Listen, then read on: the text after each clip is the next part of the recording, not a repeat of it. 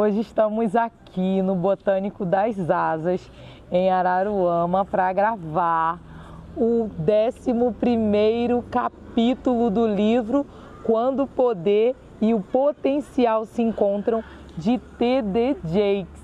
Estamos num dia lindo, está tendo muito sol ultimamente, mas Deus está nos sustentando. Tenho certeza que Ele está sustentando você e a sua casa também. Esse livro, ele tem nos mostrado que devemos sair das águas rasas. Nós, muitas vezes, achamos que aquele lugar está bom para nós, mas Deus, Ele tem o sobrenatural. Ele quer que nós mergulhemos em águas profundas. Águas profundas? Rios? Não. Águas profundas do Espírito. Águas profundas que nos levam a entender e a aceitar tudo que o Senhor tem para nós. Muitas vezes nos acostumamos com águas rasas até o joelho, até o tornozelo. E com isso não entendemos tudo aquilo que o Senhor tem para nós. Deus quer nos levar muito além, muito além daquilo que podemos imaginar. Vamos à leitura de hoje, desse capítulo maravilhoso, que tem o tema Não volte para o ordinário. E aí, você tem pensado em voltar para o ordinário? Não. Deus tem para nós o extraordinário, o surpreendente. Vamos lá? Então, deixou ele os bois e correu após Elias e disse: Deixa-me beijar a meu pai e a minha mãe, e então te seguirei. E Elias, lhe disse: Vai e volta, por que tenho eu feito? 1 Reis 19:20. Fique confuso com o usual. Agora quero que vejamos o que é produzido quando o poder encontra o potencial. Embora esse seja um instante no tempo, é também um momento em que está absolutamente gerando o propósito. Lembre-se de que essa é a interseção divina entre o poder e o potencial que nos leva ao propósito. O seu encontro com o poder é o seu convite feito por Deus para uma vida que está desordenada por tudo o que ela costuma ser. A interseção divina entre o poder e o potencial nos leva ao propósito. Vamos retroceder um pouco e voltar para o momento em que Elias jogou sua capa em Eliseu. O lavrador sabia o que havia acontecido. Isso não exigiu uma discussão. Ele sabia que a capa que Elias lançou sobre ele exigia tudo. E por isso que ele disse a Elias que queria voltar para casa para beijar seu pai e sua mãe. Ele não voltou para casa porque seu coração ainda estava contrito por sua antiga temporada, mas sim para dizer adeus a tudo que o definiu até o seu momento com o poder. Da mesma forma, quando você está sangrando por 12 anos e por causa do poder que experimentou em um único momento, sua promoção torna o trabalho do arado de ontem altamente insatisfatório. Aquilo que o posicionou para a promoção pode realmente roubá-lo da bênção, da promoção, se, como a esposa de Ló, você olhar para trás. Jesus nos diz: lembrai-vos da mulher de Ló, Lucas 17:32. O que é tão importante saber sobre essa mulher e sua decisão de olhar para trás? Como Ló e sua família estavam fugindo de Sodoma e Gomorra, cidades que o Senhor havia marcado para destruição, eles receberam um conjunto muito claro de instruções. Escapa-te por tua vida, e não olhes para trás de ti, e não pares em toda esta campina. Escapa lá para o monte, para que não pereças. Gênesis 19:17. Por quê? Nada havia lá atrás para eles olharem. Essa era uma localidade em ruínas. Ló e sua família tiveram uma intercessão com o poder. Deus os visitou sob a forma de 2 anjos resgatadores. Veja Gênesis 19:1. O poder estava liberando essas pessoas de uma localidade moribunda e empurrando-as para fora de um lugar obscuro, onde realmente nunca seriam reconhecidas ou percebidas. Havia potencial dentro de Ló e de sua família, o qual permaneceu inexplorado, enquanto eles permaneciam na depravação de Sodoma.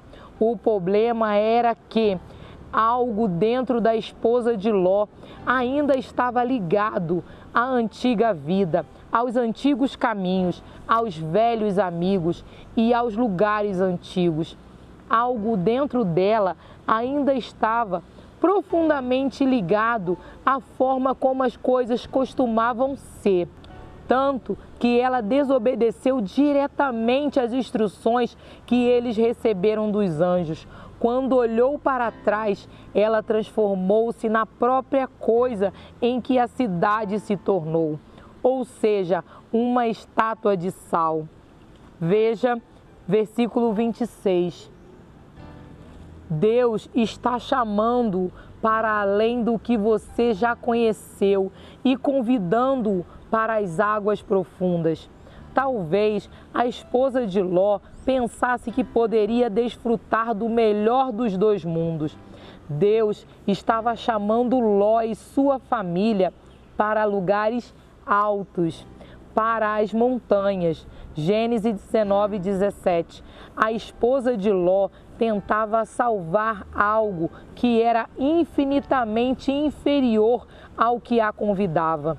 De certa forma, a esposa de Ló estava presa à sua vida antiga. A perspectiva de entrar em algo novo pode ter sido assustadora. Talvez ela estivesse aterrorizada. Ela conhecia Sodoma. Esse era o seu chão. Ela conhecia as ruas e a cidade. Talvez fosse amiga dos vizinhos. Ela sabia que o Sr. Jones saía todas as manhãs às 8:30 para regar as plantas. E a Sra. Jinx caminhava com o cachorro depois do jantar às 18 horas. Ela tinha um horário, um sistema e uma rotina.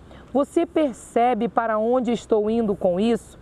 Deus está chamando-o para além do que você já conheceu e convidando-o para as águas profundas. Você é convidado a abandonar o que é familiar, confortável e seguro e entrar em uma dimensão inteiramente nova de vida. Infelizmente, muitos nunca dão esse passo porque o familiar e o confortável os restringe. O extraordinário está chamando. Assim, partiu Abraão, como o Senhor lhe tinha dito, e foi Ló com ele. E era Abraão, da idade de 75 anos, quando saiu de Arã. E tomou Abraão a Sarai, sua mulher, e a Ló, filho de seu irmão, e toda a sua fazenda que haviam adquirido, e as almas que lhe acrescentaram em Arã, e saíram para irem à terra de Canaã. Gênesis 12, 4 e 5. Às vezes, o conforto de uma época antiga tenta impedir que abracemos algo novo, no qual Deus quer lançar-nos. Preferimos o comum, porque o extraordinário tem muita incerteza ligada a ele. É do comum que estamos sendo convidados a sair. O comum estava bem e foi bom durante seu tempo, mas agora o Deus do extraordinário está chamando. Seu nome está pronto. Não devemos ser como a esposa de Ló, que finalmente rejeitou a convocação para sair de sua antiga temporada. Ela agiu exatamente de modo oposto ao tio de Ló, Abraão. Quando chegou o momento dele, partiu Abraão, como o Senhor lhe tinha dito. Gênesis 12, 4. Ele moveu-se para o desconhecido e estranho. Esse era o seu caminho para a promoção. É incrível como, mesmo que o lugar em que vivemos seja destrutivo, como Sodoma, ou idólatra, como Arã, ainda permanecemos nele porque é familiar. Abraão não ficou, mas a esposa de Ló, sim. Por quê? Porque há conforto no que se torna comum a nós. Mesmo que sejam cegos e estejam machucados, alguns se contentam em ficar no conforto de sua dor, em vez de avançar para o desconhecido do seu propósito. O propósito é desconhecido apenas porque ainda não entramos nele. Quando o poder nos chama, devemos responder, pois o potencial é realizado e lançado em nossa resposta. Alguns se contentam em ficar no doloroso conforto, em vez de entrar no propósito perfeito. Para alguns de nós, nossa dor e nossos problemas tornaram-se uma fonte de conforto, porque nos deram algo para o qual nos recuar, já que estamos sendo convocados para o desconhecido. Atente-se a isso. Não me refiro ao fato de que a dor por si só seja confortável. Não é. Ela arde, dói, restringe, retém, debilita, prejudica e dificulta. A dor não é confortável, mas algumas pessoas escolhem identificar-se com a própria dor. Bartimeu era reconhecido como cego Bartimeu. Pode ser que as pessoas o identificassem assim por sua condição.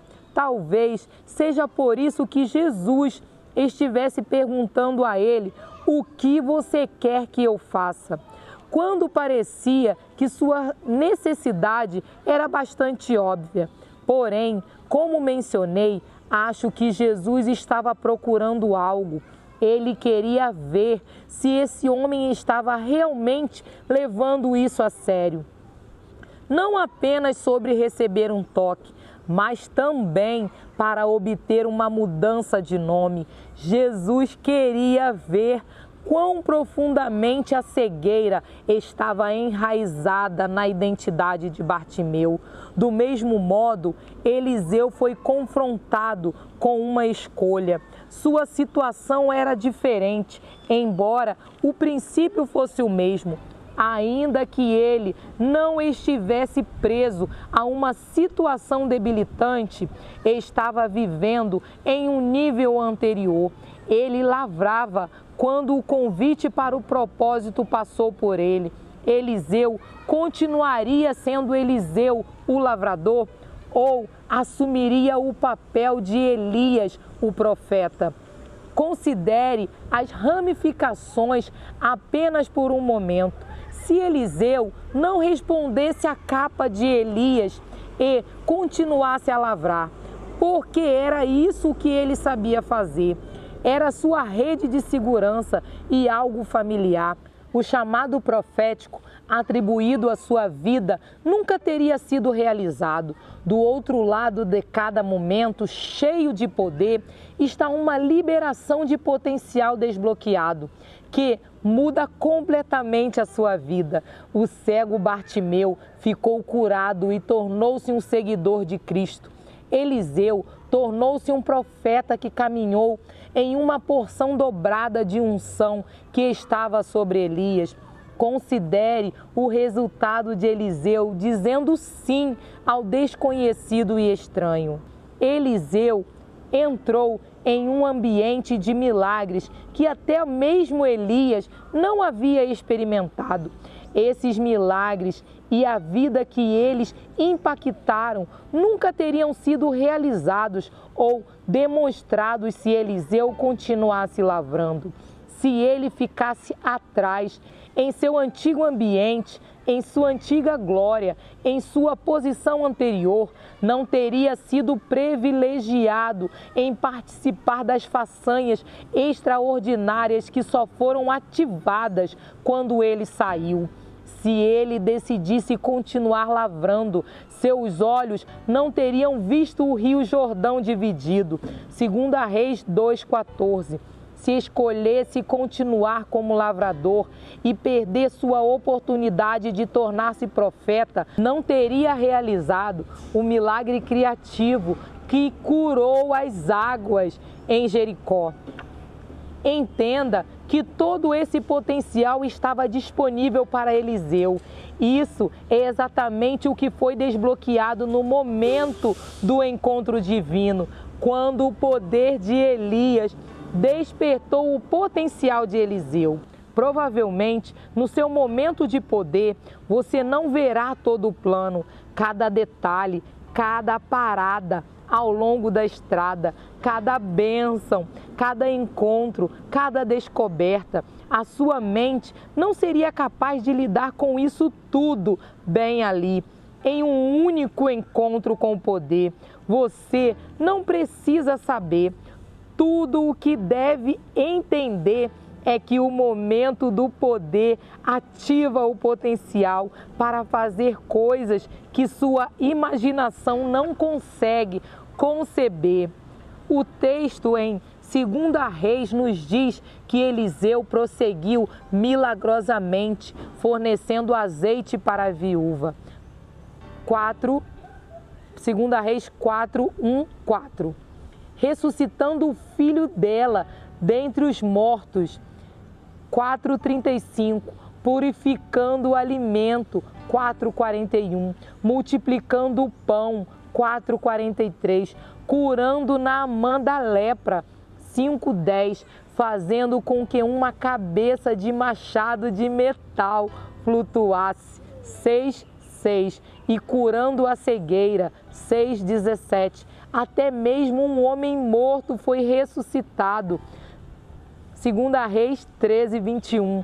Mesmo depois de Eliseu estar morto, enterrado e decaído até o ponto em que apenas seus ossos foram deixados, o poder sobre o quadro físico desse homem era tão forte e potente que apenas ao entrar em contato com ele, a cura eclodiu. Foi isso que aquele momento de poder liberou Eliseu para fazer, tanto em sua vida como depois dele ter morrido. Eu me pergunto o que Deus está preparando para liberar dentro de você. Sim, no processo de saída há um mistério. Em um momento, Eliseu estava lavrando e no próximo sentiu uma capa bater em seus ombros. Havia um mistério em tudo isso. Eliseu não tinha todas as respostas. Ele não recebeu informações instantâneas do curso completo de ação que seguiria seu encontro com o poder e simplesmente não sabia que algo estava mudando.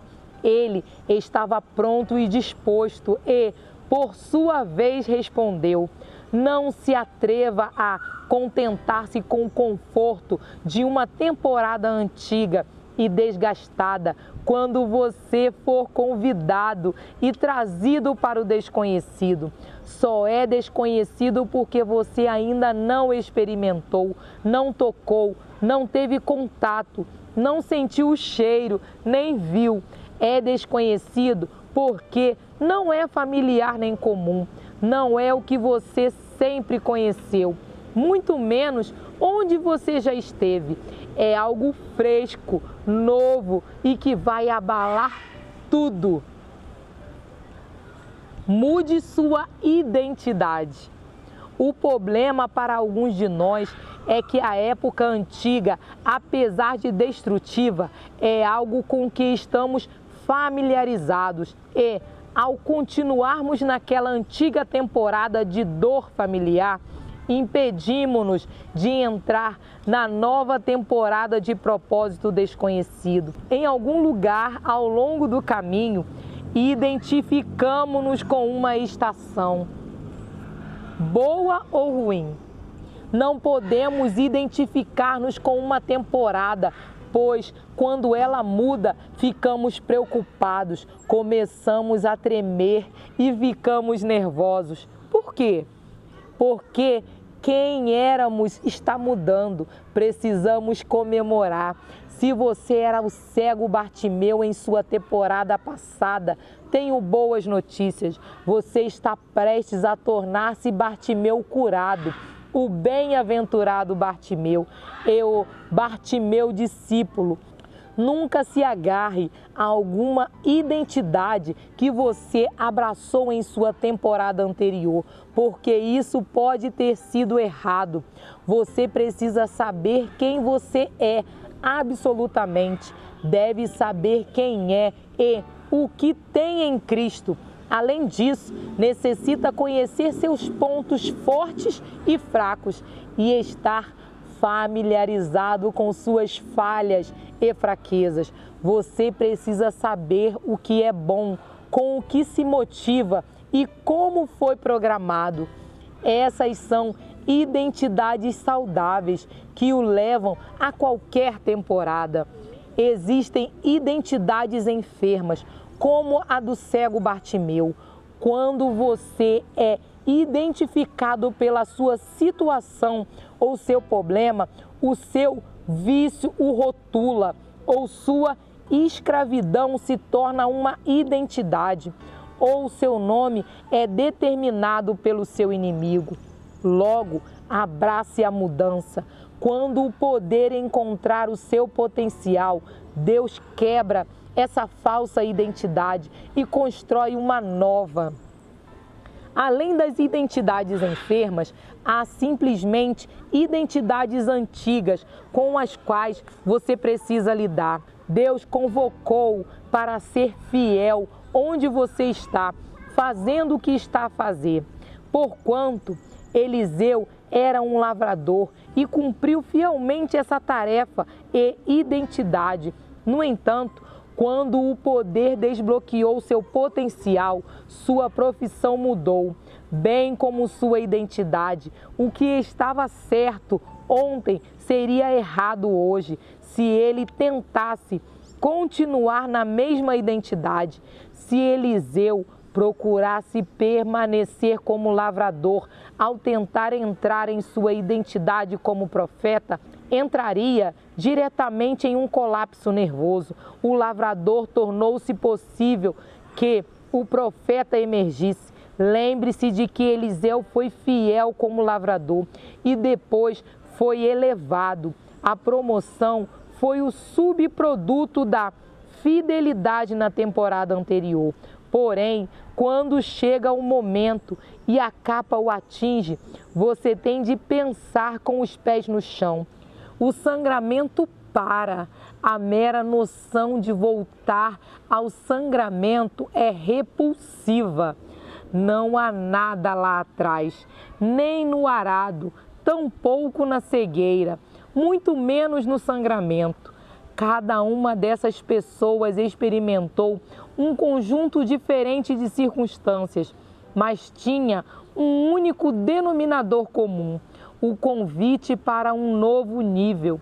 Cada uma teve um encontro com o poder que a levou a uma nova dimensão.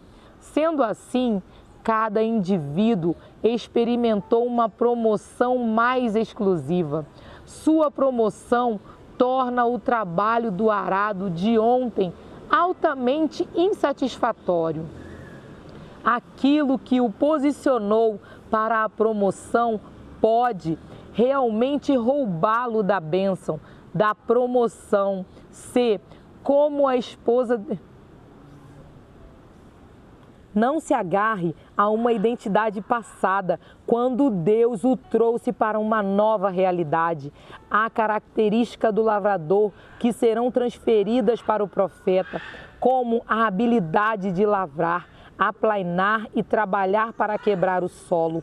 O próprio caráter do lavrador, desenvolvido em Eliseu, o posicionou para entrar em sua nova identidade de profeta. Essas características continuariam, fariam parte da linha de transição e a suportariam, assim como quem você é, seus pontos fortes, suas habilidades, seus conhecimentos, suas capacidades, sua sabedoria e suas aptidões. Tudo que o fizer avançar sustentará a capa, e tudo a partir de ontem que o ajudar a avançar para hoje e amanhã continuará em sua dimensão. Ao mesmo tempo, as coisas que o prendem não podem ficar nem continuar, simplesmente não podem, pois não há lugar para elas. Você não pode ficar com elas. Seu momento com o poder o expõe ao que pode continuar e ao que não pode. Seu vislumbre da próxima dimensão proporciona visão para o que você pode levar consigo e o que não pode. As únicas coisas que você não pode levar são as que sabotarão seu impulso para frente. Apenas saiba que as coisas não serão como costumavam ser. As antigas podem estar chamando seu nome, tentando fazê-lo olhar para trás. Você não pode ir até lá. Elas tentarão convencê-lo de que o conforto é melhor. Contudo, você apenas se lembrará de que está do outro lado do que é desconhecido e estranho. Eliseu entrou no desconhecido e estranho e viveu em uma nova dimensão. Ele caminhou em uma unção maior e experimentou maior glória. Os milagres foram maiores. Ele entrou em ambientes que Elias nunca conheceu. Deus disse: eis que as primeiras coisas passaram e novas coisas eu vos anuncio. E antes que venham à luz, vô-los faço ouvir. Isaías 42, 9. Após seu encontro com o poder, você pode voltar para o mesmo endereço, mas não será a mesma pessoa, porque Deus fez algo novo em sua vida. Portanto, você não pode voltar. Você pode tentar. Eliseu tentou voltar para seu antigo nível normal depois do encontro, mas nada se encaixava, nem fazia sentido. Nada chegou perto do que acabara de receber quando o poder passou por ele. Você vai voltar e ver o que costumava chamar de bom e dizer: no que eu estava pensando. Sempre que Deus o levar para o próximo nível, você olhará as coisas que costumava chamar de excelente e perguntará: o que aconteceu com elas? Elas não mudaram, você mudou e recebeu uma atualização, ou seja, uma capa. Você era lavrador, mas agora é profeta. Não há nada de errado com os bois, há algo certo com você. Você foi exposto ao próximo nível de glória e é hora de entrar nele. Reflexões. 1. Porque é intimidador deixar o comum e familiar para trás. 2. Como é possível usar a dor como fonte de conforto? De que modo isso o impede de entrar na próxima temporada? 3. Quais os benefícios encontrados quando se entram no desconhecido e estranho? E aí? Responda a essas reflexões. Em alguns momentos de leitura, você pode achar estranho Deus sorrir durante a leitura. É porque isso essa leitura ela fala muito comigo, porque como aconteceu com Eliseu, aconteceu comigo. Deus me tirou de uma cidade e me colocou em outra. Eu morava em Duque de Caxias, também no Rio de Janeiro, e Deus me trouxe para Araruama, para a região dos lagos. E às vezes eu vou para lá visitar minha mãe, meus familiares lá, e eu falo assim, Jesus, foi bom, mas agora é muito melhor. Algumas situações acontecem que faz com que o meu coração se entristeça. Sim, acontece, mas eu tenho em mente que Deus, Ele me tirou de um lugar, igual fez com Eliseu, né? Eliseu era lavrador, cuidava de bois e botou ele como profeta. Deus me tirou de lá daquela cidade, do meu antigo trabalho, me botou numa situação totalmente diferente da que eu estava. Totalmente trabalho diferente, igreja diferente, tudo diferente. E é isso que o Senhor faz conosco. Muitas vezes também ocorre de mudarmos apenas interiormente. Continuamos na mesma casa, continuamos na mesma cidade, continuamos na mesma igreja, mas há uma mudança interior. E essa mudança interior faz com que o nosso exterior mude. E mudamos totalmente nossa forma de falar, de agir, de vestir. E é isso que Deus quer fazer conosco. E é isso que Deus quer fazer com você. Basta apenas você crer, você confiar no Senhor e acreditar que Ele está com você todos os momentos. Creia e confie.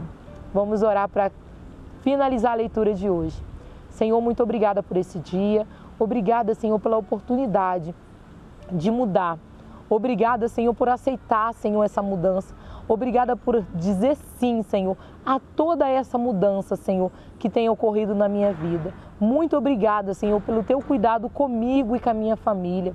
Obrigada, Senhor, porque aceitamos o seu chamado, Pai.